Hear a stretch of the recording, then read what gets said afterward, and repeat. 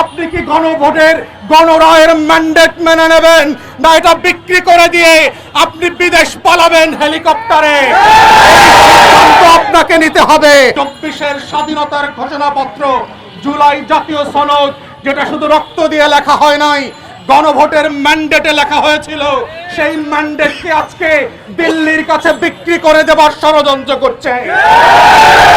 আমরা একইভাবে মনে করিয়ে দিতে চাই, ইতিহাস থেকে বারবার ভুল করে বারবার খাদে পড়লে জনগণ আপনাকে কিন্তু খাদ থেকে ট্রেন দিয়ে উঠাবে না।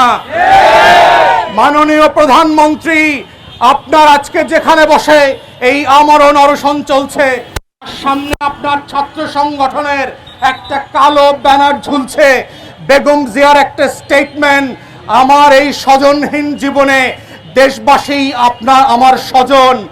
আপনাকে বেছে নিতে হবে এরকম ব্যানার আপনার নামেও আগামী দিনগুলোতে ঢাকা বিশ্ববিদ্যালয়ে ঝুলবে কিনা আপনাকে সিদ্ধান্ত নিতে হবে। আপনি কি দালালদেরকে স্বজন করে রাখবেন, না মুক্তিকামী দেশবাসীর পক্ষে দাঁড়াবেন?